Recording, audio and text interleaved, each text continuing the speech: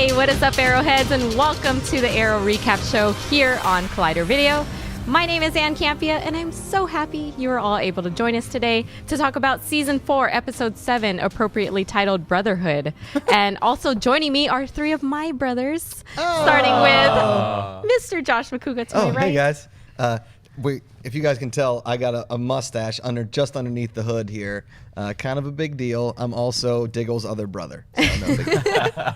And also joining me is Mr. Michael Medina. Hey, what's up, guys? I'm excited to talk about tonight's episode. I, too, am one of Diggle's lost brothers. And last but not least, Diggle's third brother, Mr. Jason Inman. Yes, ready Diggle.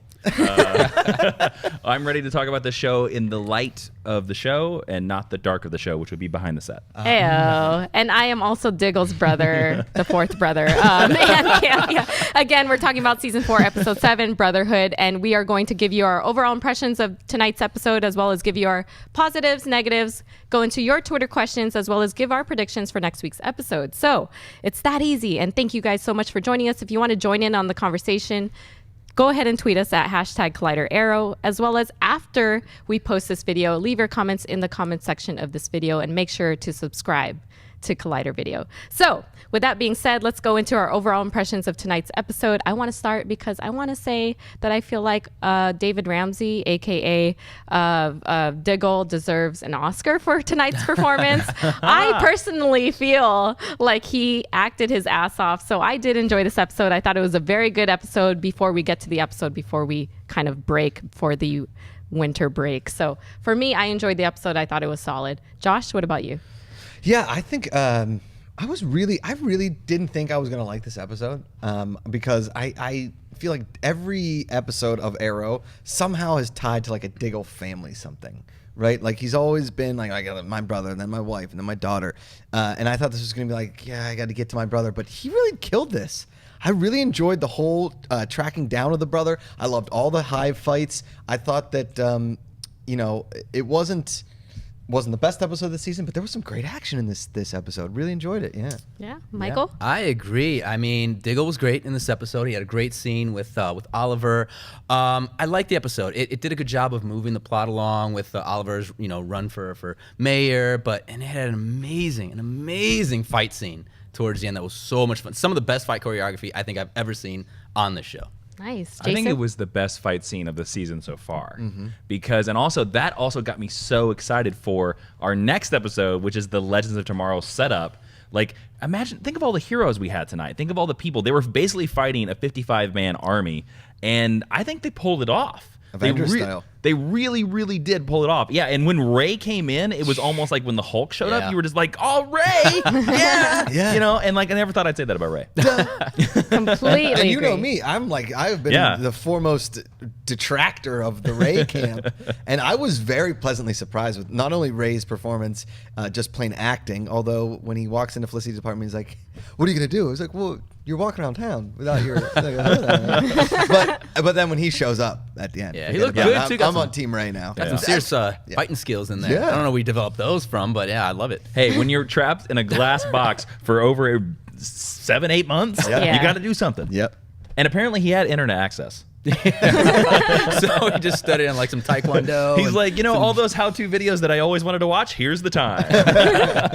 So let's go further into our positives then, because you guys brought up a good point with Ray. I think one thing that this season has done right is that I will admit, I was afraid that this season would be spent kind of detracting us as Arrow fans, building up to Legends of Tomorrow. And I felt like I would be distracted as a fan that the fact that this show's focus would be on making Legends of Tomorrow something that we would want to watch. But I haven't been distracted by the fact that they've been using Arrow as a catalyst for that. I actually like the fact that they are kind of subtly integrating, Ray coming back, Sarah coming alive again. And it hasn't really detracted me from the fact that we are continuing to watch our favorite show, Arrow, and that, Oliver continues to lead the crew. And we have this bigger and badder squad, with Ray joining in this fight in this week's episode, Laurel joining and kind of smoothly integrating into the squad. So I am happy that it hasn't detracted me as a viewer. I don't know how you guys feel about it. I do like the fact that they are using Arrow as a catalyst to launch Legends of Tomorrow, and the same thing can be said for how they use Arrow to launch Flash. And that's a testament to how good this show is. So do you guys have any thoughts on that? I love it. I actually think they're doing it just enough. Like we get a nice little Legends of Tomorrow nugget like every little episode. Like this was like we're setting up Ray again for why he's not going to come back from the dead. Like they could have done it too much. Like where we're like, God, is this the Legends of Tomorrow setup show? But I think they're doing it just enough. And I thought this episode was a very nice turn in the mythology of Arrow, because there was that scene where Diggle and Stephen Amell, Oliver Queen, as he's known on the show. I don't know why I call him Stephen Amell. But very much like the first season again, where Diggle is schooling him on how they should do things. And Diggle says this line. He's like, guys, and I wrote this down. He guys, we need to take this guy down in the day of light. No more shadows. And season 1, all about the shadows. Now, I was a little worried when he wanted to call himself Green Arrow, but like, I feel this episode was the step. We finally crossed the line. This is a superhero show now. This is not a vigilante show. This is a superhero show.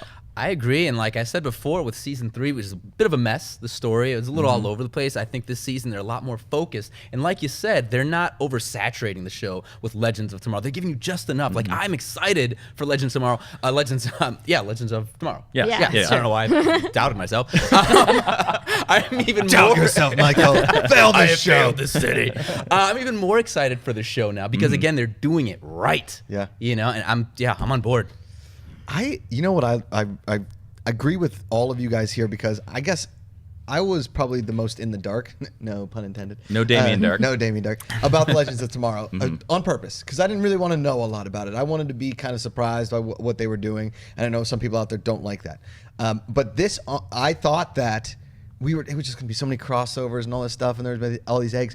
But this really feels just like Arrow. It feels like it's it's Arrow, and the team is there, and we've really got some awesome stuff these first 8 episodes, to the point where we're not disappointed like we were kind of last year at this point. And this might have been Laurel's best episode. I kind of agree. I rarely give her compliments.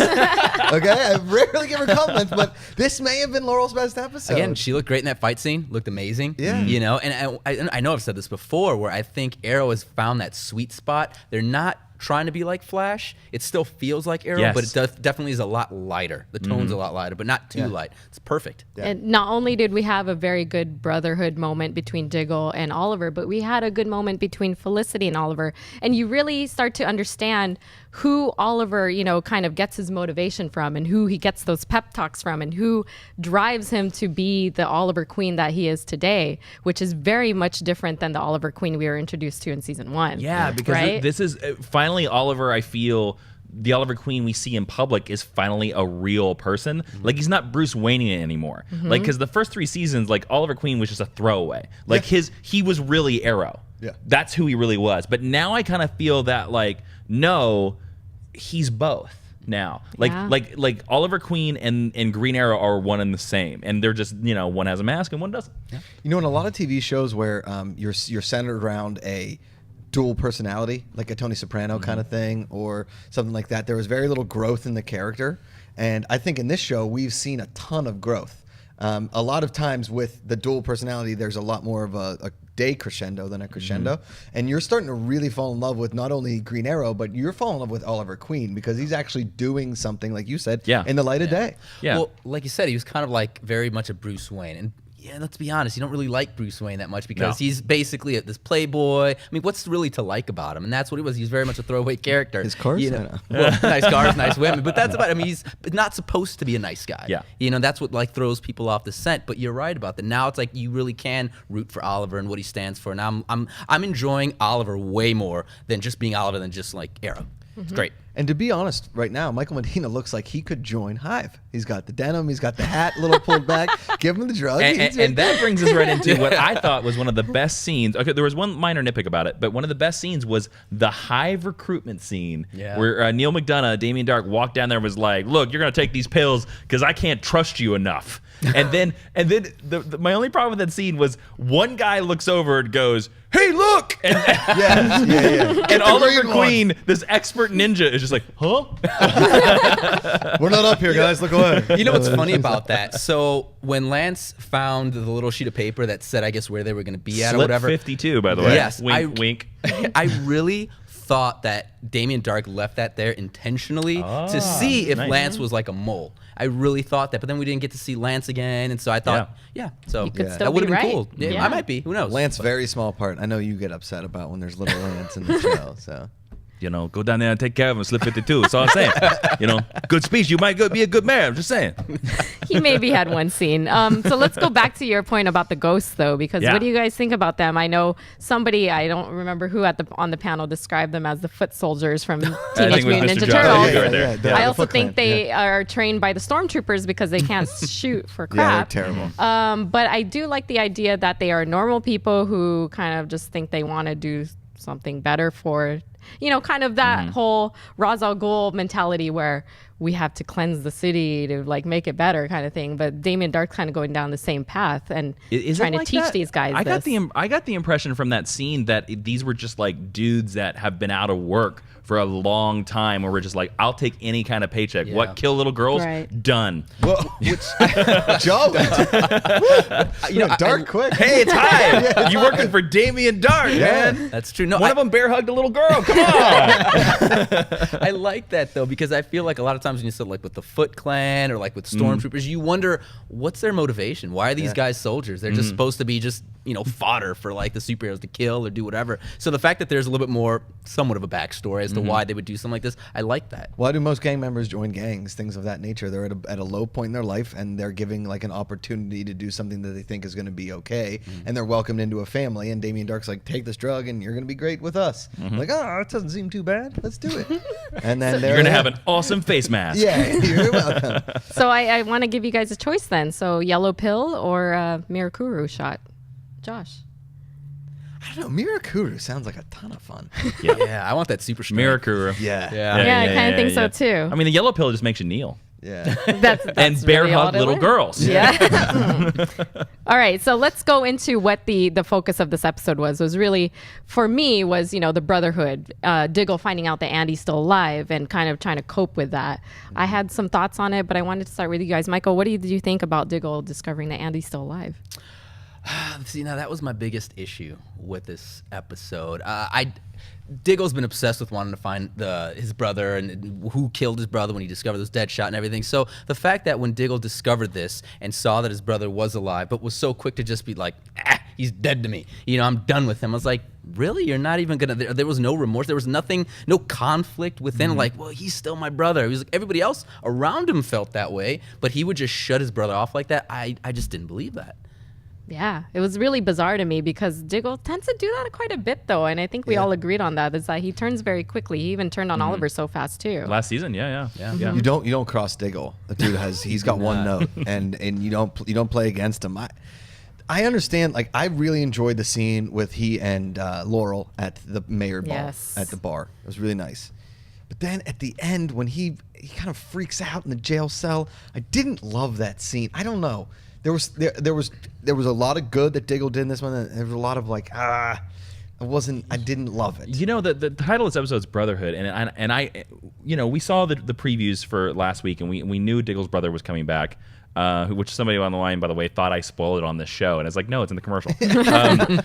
But we thought that's what this episode was going to be about. But we get to the end, and we realize that no, this episode's not about Diggle and Andy. Yeah. This episode's about Oliver and Diggle reaffirming their brotherhood together. Yeah. And I thought that was really cool. But I do agree with you.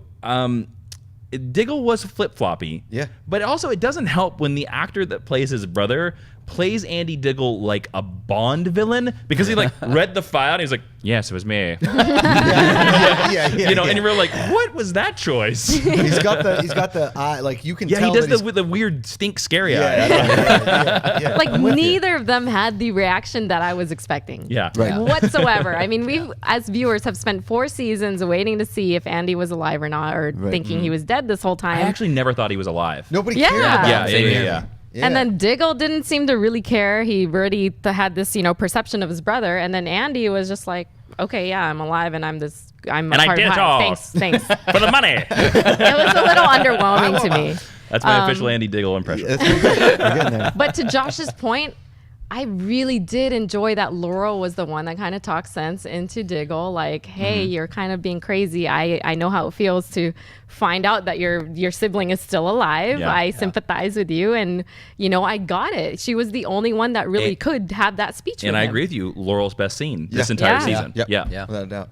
And at the beginning of the episode, when stuff's about to go down, and she's the one that breaks everything up with the canary cry. That was cool. I'm telling you, I'm on Team Laurel this episode. Just this episode. You're on the Laurel locomotive. Yeah, put it in there. She's a character that needs some time, just some time to develop, spend some time with her, have her grow. And I don't know. I mean, I agree with you guys. She was really good in this episode. Yeah. And consistency too. Like if she will always be, that kind of crutch for people, then fine. But she kind of has her ups and Right. downs. But this episode, I agree, was a high for her. Let's talk a little bit about.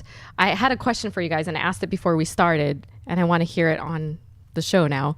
Dark says to Lance, and kind of transitioning from Laurel, "What is worse than your daughter dying?" is what I kind of wrote down, because he threatens Lance. He says, I have something worse that I can do to you rather than your daughter dying. So what is that for Lance, though? Him dying?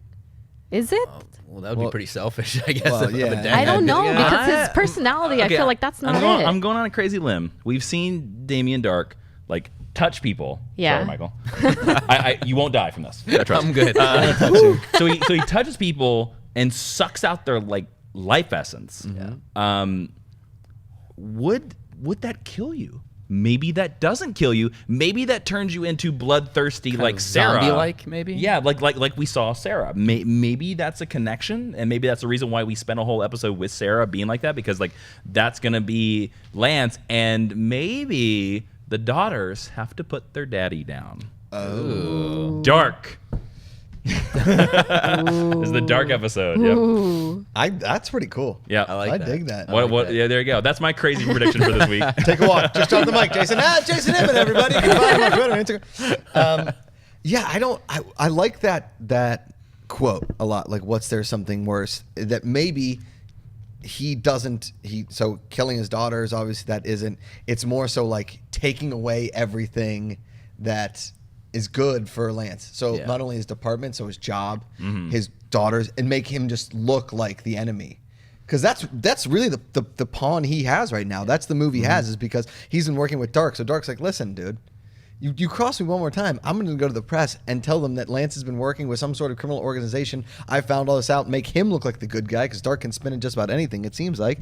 And then he loses everything. I agree. I think, but I definitely agree with the whole daughter angle, like sucking her life essence or whatever. Because I mean, he loves his kids. We've seen how much he loves both of his daughters, and so to see them walk around almost like these lifeless zombies, that they're shells of them for themselves. Look how he reacted when he saw Sarah, when she was all tied up, when she came out of the Lazarus pit, and how that broke him down. Now imagine if there was no coming back from that. There was no Lazarus pit to bring them back. I mean, I would imagine that would devastate him. I don't know, but what does Lance love more than his daughters? I mean, there's Whiskey. He loves the hooch. Yep. So perhaps Maybe. Damien Darhk is going to get rid of all the alcohol in the world. Donna. Or Mama Smoke, Whoa. which we didn't see this episode. We did not. Yeah, They were I knocking think them Jason boots. pointed that out. Yeah. I do. And also, that's in my negatives though. Mama Lance is in Central City. That's been mentioned several times. That's right. She's still around. Yeah. That's right. So we'll see. You guys let us know what your predictions are for that, because I am curious. And for me, last but not least, for positives of this episode, John Barrowman was in this episode. Yeah, you love JB. He's my favorite. He was Daddy listen, of the year. Okay, listen. Daddy You of may, the year. yeah. Okay, maybe feeding your daughter's bloodlust to actual human beings is a bad idea. Okay, but there's something to be said about the fact that he knows that there isn't much you can do to the bloodlust until she mentions Dark. So feeding her bad guys that deserve to die isn't a bad thing, and he's. I know I'm sounding like an absolute idiot here, but it's really he's really looking out for his daughter, and I kind of appreciate that. Well, that makes sense, but at the same time, obviously, it goes against everything Thea stands for and what she's tried to do. What I liked was how she brought up the whole Damien Darhk thing, not being able to affect her, and how it, I guess, in turn affected him. And I loved his reaction when she would mention Damien Darhk, how you could see he was scared shitless. Yeah. But then as soon as she told him that, it had no effect on her, you could see the wheels turning. He's like, oh, because again, this is, Malcolm. He's the type of person, like, even though that's his daughter, he will completely exploit her for his own well-being. Yeah. So I could already see him, like, plotting and scheming how he could maybe take down Dark with Thea's help. And maybe she ends up in the grave. I don't know.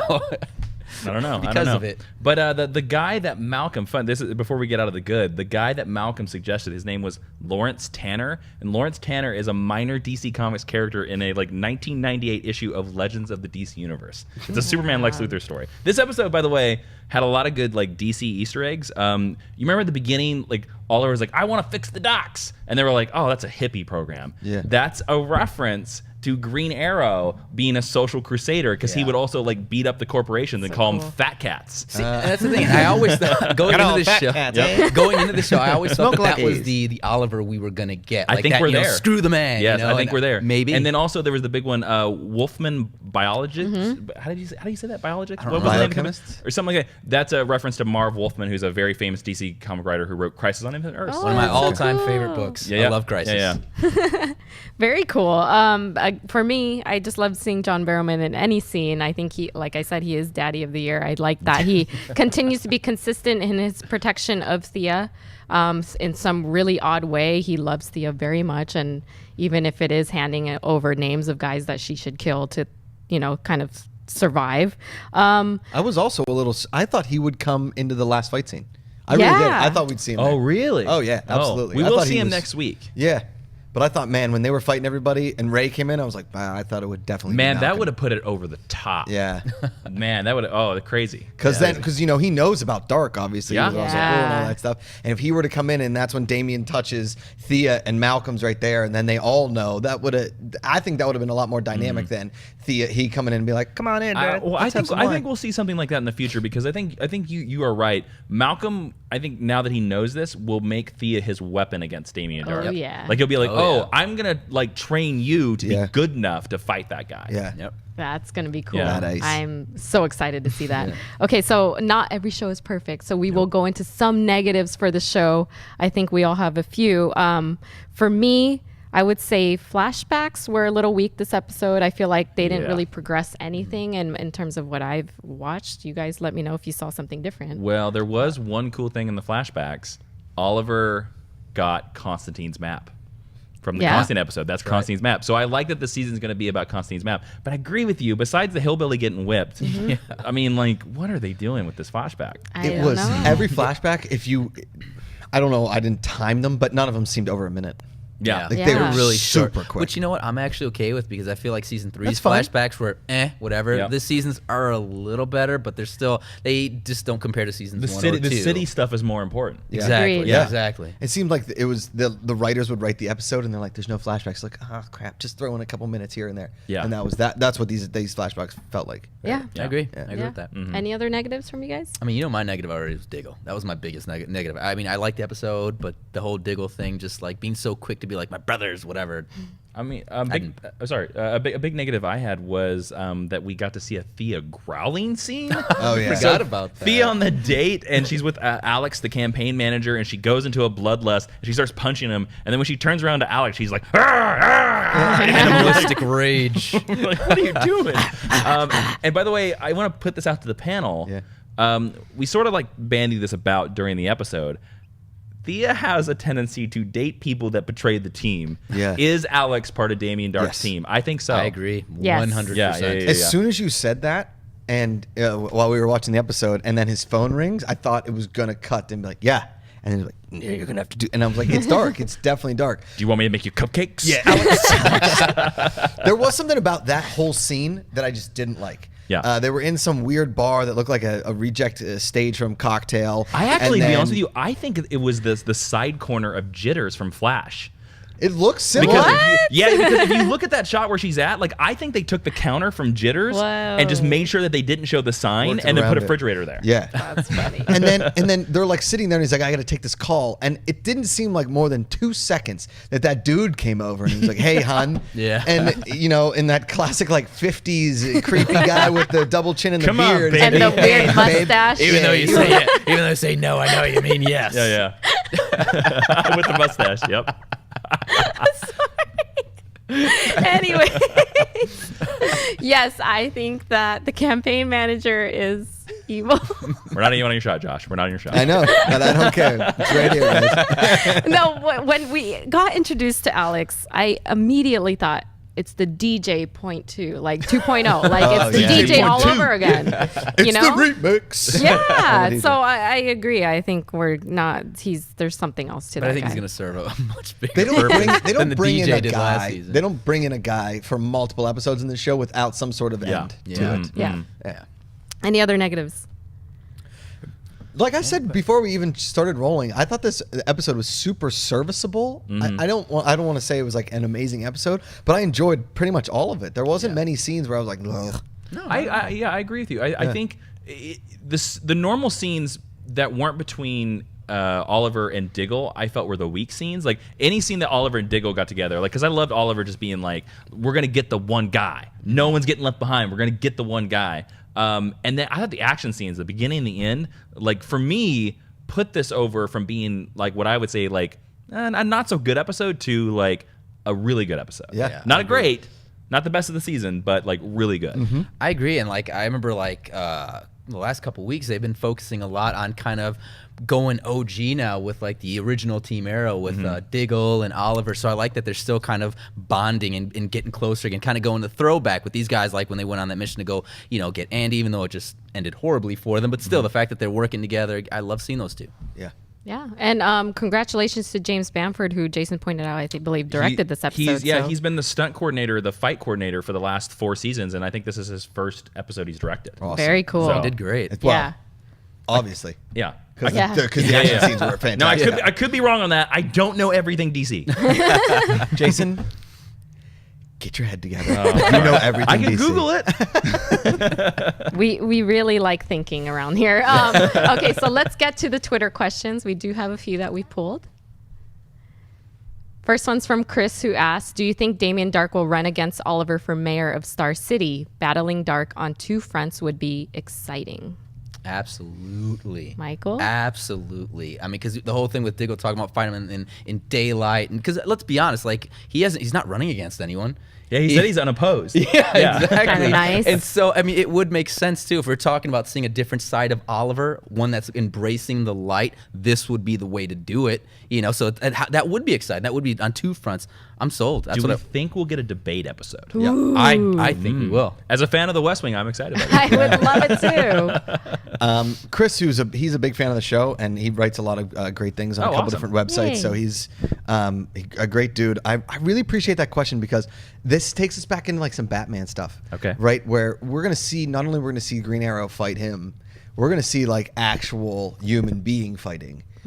With verbosity and political repartee, right? I like that. I like that aspect of it. And like you said, West Wing kind of thing. I like where they might go with, like some sort of real world stuff instead of vigilante justice. Yeah. Yeah, Me big too. fan of that. Be a I'm fun little spin. Yeah. I'm a big nerd, and obviously for you guys that are paying attention, we are in a political year. Yeah. So it'd be nice for the show to kind of coincide with the fact that we are going through some debates for us outside of Arrow. So That also would lead up to that thing that I've said before, where I think how great it would be if Dark is like, well, I know you're Green Arrow, and if you don't reveal your, if you don't work for me, I'm going to tell everybody. And Oliver's just like, Yeah. so what? I'm mayor of the city. Boom. Yeah. Yeah. You know. Right. If Damien Darhk beats Oliver in a debate, I don't know who I would vote for. I'm sorry. I'm Not sorry. knowing all the facts. Especially if Oliver's just like, 5 years on an island, the cards. I can't read the cards. It's that damn campaign manager, Alex.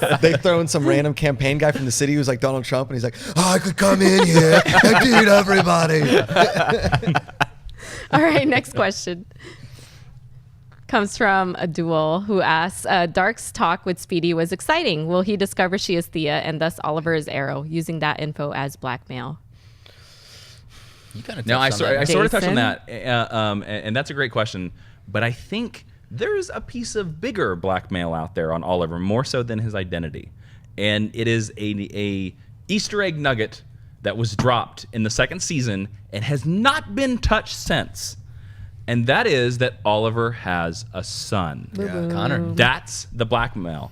And they just announced that on Legends of Tomorrow, Connor Hawke, the son of Oliver Queen, will be in Legends of Tomorrow. So how awesome would it be that we see his son grown up and then the baby comes back into it again? That's the ultimate political power play too. It's Yeah. like, oh, you've got that one giant skeleton in your closet. They play that real life fake, TV movies, whatever. It's always that one big thing. That's pretty cool. Yeah. How old do we think Connor's going to be? I mean, realistically, he should still be really little, but 10? it's a TV show. Well, we don't know because they showed it in a flashback in Yeah. season 2, Yeah. and we weren't certain how before him going to the island it was. I mean, I would guess it was maybe the year before, so Connor would be 5 at this point in the fourth Yeah. season. Right, because it was while he was with Laurel. Yes. Correct? Yeah. It was with when he was Laurel, and Yeah. he doesn't even know about it. Moira Right, paid 'cause him up. Moira So paid him 5 up. or 6 maybe. Yeah, because I was just thinking, obviously this wouldn't be able to happen, but how cool would that be if he were a little bit older to where he could actually train, kind of like Well, what I we've think seen in the. I think we'll see that in Legends. That's what Yeah, I'm hoping yeah. for, because then for him to come back on Arrow, kind of like a Damien, Mm-hmm. you know what I 5 or mean, Damien and 6. Bruce, that'd be pretty fun. I mean, I have a 6-year-old niece. I don't think she can fight crime. She's great. I love her. But So is it confirmed that we will see Connor in Legends of Tomorrow first rather than Flash, Now that- where that- we think he Well, is that I in? don't know, but they put out a press thing saying that Connor Hawke is going to be on Legends of Tomorrow. So Interesting. All right. Well, I guess we'll have to wait and see. Yeah. All right. Next question comes from Sabat, who asks, will Thea's love interest turned out to be someone working with Hive? the DJ. Last time she hired an assassin as DJ ... Yep, there you go. dot. Yeah. Great minds think alike. There you go. Great minds think alike. I mean, we all think he's dirty, right? Yeah, Gotta He's be. all clearly. dirty. he looks dirty. Not like that's. He looks dirty. He doesn't bathe. No. He's a good-looking Jim dude who Devo. seems like he's like, listen, Oliver, you can't be friends with your friends that have gotten in trouble. No, he definitely there's some sort of ulterior motive with this guy, and it is yet to be seen. But we all are smelling it. You could smell yeah. it. Well, let's go crazy out here. Let's say he Drop it, Joe. Yeah. Well, Come let's on. say he doesn't work for Damien Darhk. Who does he work for then? Let's say it's not Damien Darhk. Let's say he works for maybe the season 5 villain. Who would it be? Or- Let's go. Or Michael, throw out an idea. I was thinking, why not Vandal Savage? That's an interesting point. What if he works for Vandal Exactly. Savage? Great way to Guys, tie into Legends. Yep. We know Did you he's have coming. to bring up Vandal Savage? Yep. Do it. You knew Do there was it. a Don't Savage fail this Garden city. reference coming. What Don't about fail Randy the city. Savage? Yeah, snap into a Slim Jim. Or I Or he could hope go to back God in and- that crossover is Vandal Savage goes, oh yeah. and in the background, some Savage Garden is playing. What could I would go back to like a Slade Wilson kind of a spinoff of he somehow worked with Slade Wilson or had some interesting. sort of tie to Slade Wilson, and that could come back. Slade Wilson has 2 sons in the comic books. Oh. We haven't seen either of them. And he mentions one of them in season 2. He says Joey, which is Right, who becomes Jericho, a Teen Titan in the comic books. Yeah. So wow, if he's Joey, that's even better to me than him working for Damien Darhk. Right. If he's Joey, the son of Slade Wilson. Right. I'm going to go with he's working for Malcolm. Oh. Just because every time I think Malcolm has turned a leaf and he's like very good, daddy of the year, and then all of a sudden Malcolm is like, nope, I hired that guy to watch over you, Thea, and I Nice. also hired him to ruin Oliver's campaign. You know what's great about all 4 of the things we said? I like all of them. I like all of them. I like all of them. I'm Yep. a fan. Yes. All right. So let's go into our predictions then. Thank you guys so much for your questions. We saw a glimpse into next week's episode. So why don't we go with Jason in terms of what you think is going to happen? Next week, Yeah. ooh, Crossover time. This one's tough. I think we're gonna see Damien Darhk activate that stone thing that he had that looked like technology. I think you nailed it on the head. I think it is Thanagarian. I think it's gonna tie into Hawkman. I think this is gonna be the race. This is gonna be the race for that piece of tech, and it seems like from the preview the race for Hawkgirl. I don't know. I think Vandal Savage will get away at the very end. I mean, I don't know. To me, I can't get a better prediction than I think Lance is going to become a zombie and Laurel's going to have to kill him. So, I like that you posturize perfectly. And you're like, I don't know. Stick with it, man. You had it so good. You were so good. all right, there you go. Yeah. And I think we're gonna get the reveal. I'm gonna stick with Tim Tebow. With Alex, is it? I think we are gonna get an answer to that. I think we're gonna discover who he's really working for, or at Okay. least get a hint in Next this week? episode. Yeah. Oh, I think so. At least a hint. You're far in Vandal's camp then. Yep. All right. All right. Absolutely. Well, guys, no, I think I think it's going to be more Flash centric, to be honest with you, of the crossovers with both teams, is that Zoom is going to come in to this somehow. If you guys are watching Flash, then you're definitely watching Arrow and vice versa. You should be, at least. That something's going to happen with Zoom, and he's going to be teaming up with Damien Darhk, or there's some kind of mysticalism about that, because something happened to Zoom 2 episodes ago, and now Damien Darhk knows with Thea, and there's going to be a team up to somehow figure out a way. They're not going to defeat them yet, obviously, but a way towards defeating both bad guys and teaming up to do so. Okay. I agree with Josh. I think it's going to be more Flash centric. I think the focus will be there, as well as building up for Legends of Tomorrow. A lot of us thought that we would see who's in the grave by next week's episode, or next week's episode, because for our information, I think we have a break next week for Thanksgiving, and then we have one more episode before we go into that very long mid-season break. So I feel like we will know who's in the grave by that episode. Really? Wow. Okay. Interesting. And then we'll go into the break like ants in the pants. I feel like we're breaking badding the grave. I think we're not going to know until the end. Actually, I think it's going to be the end of the season. But if they go by real time, because it said 6 months, I Yes. believe, in the first episode, Then- that would be February, right. Yeah. which was sweeps. Yeah. You know anything about television. Yeah. So, Yeah. I mean, it'll be Perfectly interesting to timed. see if they wait, like I said, Breaking Bad, wait till the end of the season, or if they tell us in sweeps and then we get like 5 or 6 episodes to deal with the fallout. Yeah. So sounds I good. guess that's going to do it. You guys let us know what your predictions are for next week's episode. So next week's, as well as the crossover event that we're going to have with Flash. And let us know what you thought of tonight's episode. So that will do it for this week's episode of the Arrow Recap Show. I will flip it over to Josh to start with where people can follow him if they want to talk more. Thanks, guys. You guys can just follow my mustache around town. You guys can donate to the campaign, Movember.com. My team is called Between the Stashes. And you guys just follow me on Twitter and Instagram at Josh Macuga. And Michael? Guys, you can find me on Twitter at Mr. Michael Alexis, also on Instagram at Mr. Michael Alexis 14. That's Mr. Michael Alexis 14. And over with Mustache over here on the Collider Agents of S.H.I.E.L.D. recap show. Yep. Jason? I'm not following a mustache around, although I am in this. Come on, introduction. You can find me on Twitter, YouTube, and Instagram at Jawin, Jawin. The first 2 letters of all 3 of my names. Figure it out. And all the predictions that are correct are Jason's. Yep. Zombieland. You guys can follow me, Sans Mustache, and Campea on Twitter, Facebook, and Instagram. You can follow me on Snapchat at @Campea. You guys let us know what you thought of this week's episode. Tweet us at #ColliderArrow. Subscribe to Collider Video as well. And leave a comment under this week's episode with what you thought we were right and wrong about. Josh and I always reply to them. Yeah. Yes, Yep. these two will give you an answer. So until next week, please enjoy your holiday, and we will see you back on the first week of December for the episode 8 of Arrow. So until then, hood up.